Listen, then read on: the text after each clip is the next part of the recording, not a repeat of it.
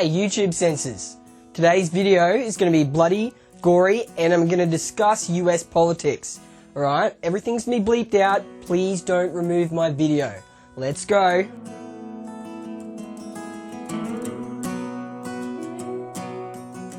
Hello and welcome back to another episode of How Disturbing. I'm your host, Billy Bogues, and today we're looking at Alex Garlands' 2024 hit, Civil War. Obviously, on How Disturbing, we review disturbing films and scenes. Although my descriptions will be brief and fleeting, viewer discretion is still advised. This is your spoiler warning as well. Now let's watch Civil War.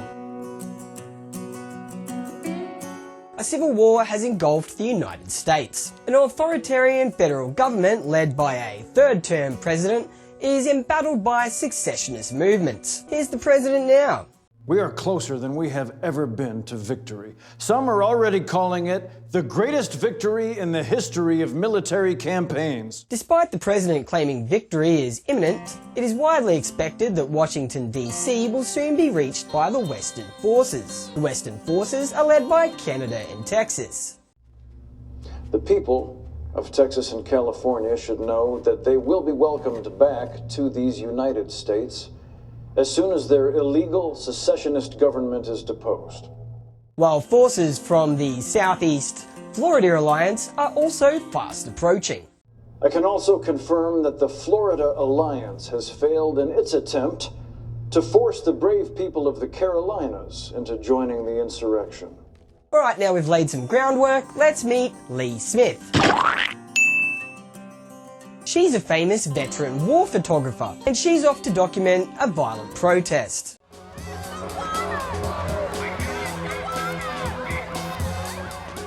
We see a young journalist cop a big old stick to the face, and Lee is kind enough to rescue her.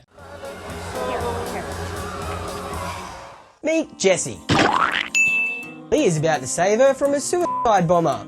3, 2, 1, and boom.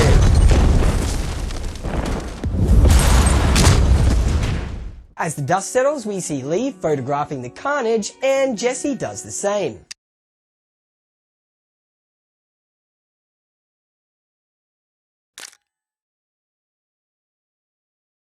Okie dokie, we're in the lobby of our hotel it seems, and it's time for us to meet Lee's partner, Joel.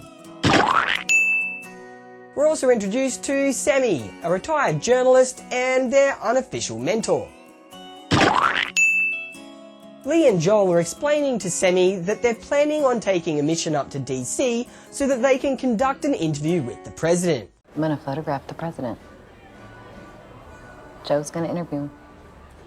Photograph and interview the president in DC. And yeah, Sammy thinks they're f***ing crazy. Not just because the idea is ridiculous, but also because they have to race the Western forces. The WF aren't stopped. They're stalled. They lost their supply lines. Sammy asks the pair if he can be dropped off at Charlottesville on the way. My vote, if Sammy wants a ride, I'm good with it. You two figure it out. Thank you, Lee. The next morning, Lee is super duper pissed to find out that Joel has invited Jessie, the young photographer who we met earlier, along for the dangerous ride.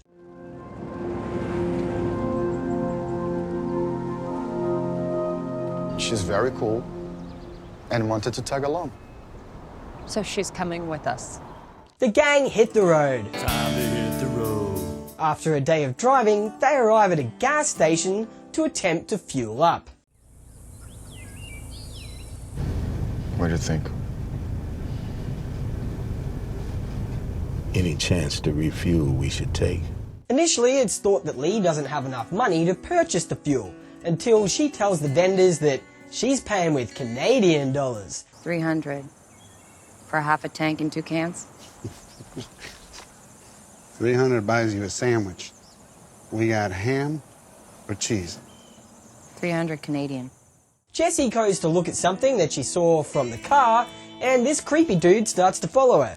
This isn't going to take long. Sure.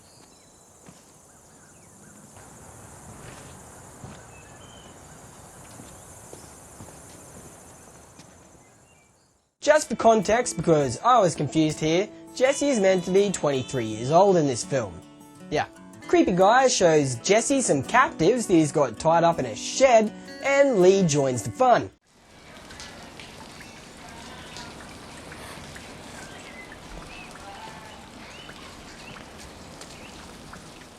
Yeah, so these guys look dead, but they're not dead. Tell you what. Why don't you put us and them out of our misery? Make a call. I'll put rounds in them right now. Instead of helping these people, Lee asks if creepy guy will stand with the captive so that she can take a picture. She's a photographer after all. Where do you want me? Between the two. Gotcha. This upsets Jesse a lot, and when they're back in the car, Lee explains to Jesse the cold, hard truth about being a journalist. Once you start asking yourself those questions, you can't stop.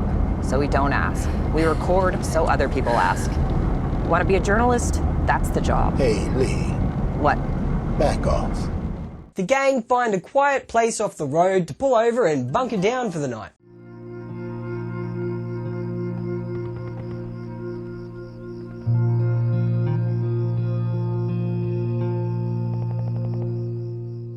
Back on the road again, Time to hit the road. and the gang drive through a town that seemingly seems to be untouched by the Civil War completely.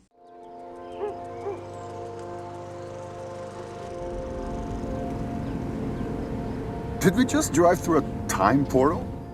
They drop into a local shop to ask the shopkeeper some questions, but their questions are quite unwelcome.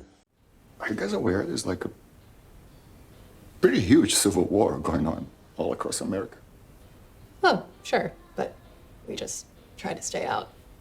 Well, let me know if you want to try anything on. Thanks. And back outside again, we see that the town isn't as neutral as they say they are. Look at the tops of the buildings. Be subtle.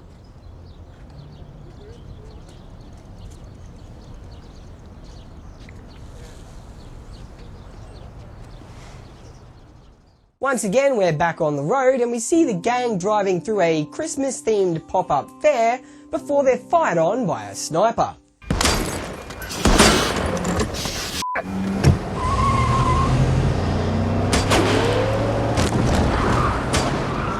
Luckily though, they're saved by these random smart-ass combatants.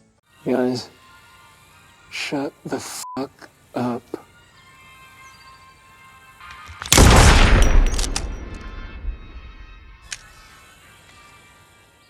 On the road again, Time to hit the road. and Joel and Lee run into some colleagues. Actually, don't meet Tony. Just don't get attached to Tony. That's Tony, don't get attached to him. Joel's crazy friend Tony, who we shouldn't get attached to, then for some reason jumps from one moving car to the other moving car. Don't worry, I've done this before. Get in the door. Just keep the car steady, Lee. Jesse then copies him for reasons that I absolutely don't understand. My new passenger. Much better. Much better. And suddenly and predictably, that car disappears with Jesse inside it. Bye-bye. Bye-bye, Tony. Bye-bye. See you in Washington. Fuck you. They finally find the car, but no one's inside anymore.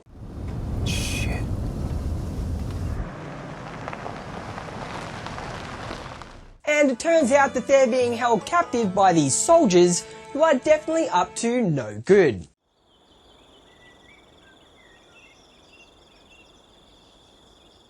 Lee, Joel and Tony cautiously approach, but when Joel explains that Jesse and random driver guy are actually their colleagues, the angry soldier dude responds by doing this. He then questions everybody as to whereabouts in America they're from, and surprisingly, he's satisfied with their answers. Colorado, Missouri. That's what I'm talking about. It's American. When he asks Tony where Tony's from, he's not so satisfied with that answer, however. Where are you from? I'm from Hong Kong. Oh, China. Told you not to get attached. Boop, dead. Boop. Dead. Shit gets heated really quickly, but remember Sammy from before? Well, he's here to save the day. Fuck, stop it! You think you are the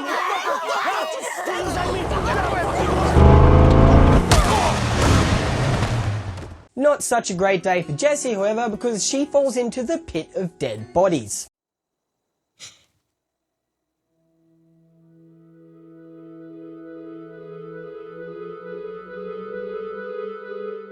As the gang flee, they're fired upon.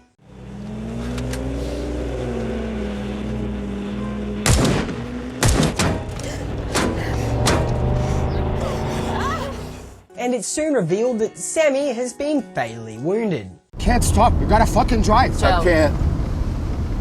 He's been hit. He's bleeding. No. The gang hold up at one of the Western Forces bases, and Sammy passes away.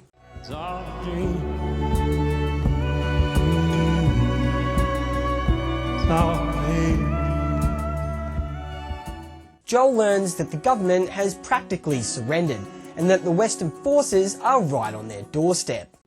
Yeah, it's true. DC's only protection now. A few do-or-die soldiers, handful of Secret Service. WF's gonna roll right in. And that means they've missed their chance to interview the president. So you and I, we are too late. We missed the story. And Sammy didn't even die for anything good. Knowing the gang can't beat the Western forces to Washington, they decide to join them and breach the Capitol building.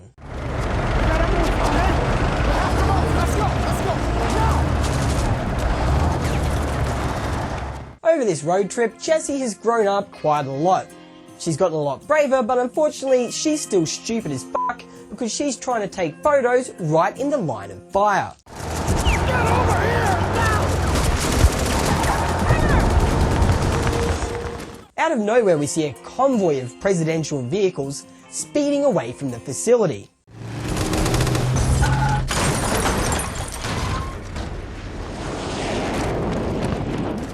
Lee, however, knows the president isn't in this car, that it's a distraction, and she follows the Western forces into the building. He's not in there. He's not in there. What? They finally breach the president's office, and Jessie puts herself in the wrong place.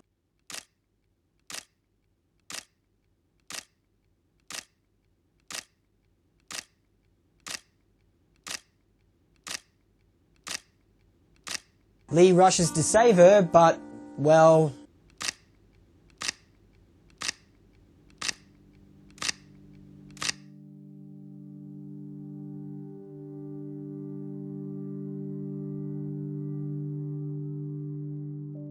Boop, dead.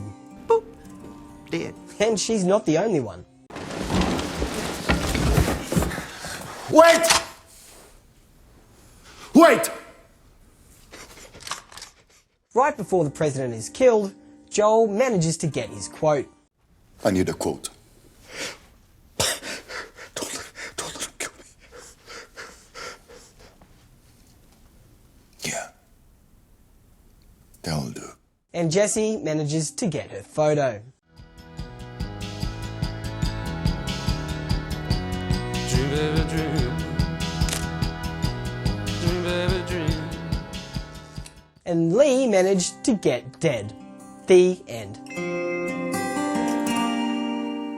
Right, so this is a mega hard one for me. I'm a huge Alex Garlands fan, but this movie just is not what I was expecting from him. We're never told how or why America fell, or why the separatist groups even formed, and I understand why they haven't chosen to tell us that. They want us to focus on the war itself, right? But I feel like a little bit of context could have added a whole bunch of meaning to Civil War. Like, I've got to be super honest, there just wasn't enough character build-up, and I didn't really care about them. The back half of Civil War felt really rushed. And as much as it's an Alex Garland film, I mean, it's gonna look and sound good, the realism, it just wasn't really there for me. And I know that might sound crazy, especially with all the shit that's going down right now in America, but, like, yeah, I don't know, it just didn't it just didn't hold up. The incredible acting and the incredible script and the incredible cinematography, unfortunately, couldn't save Civil War from just being an okay movie.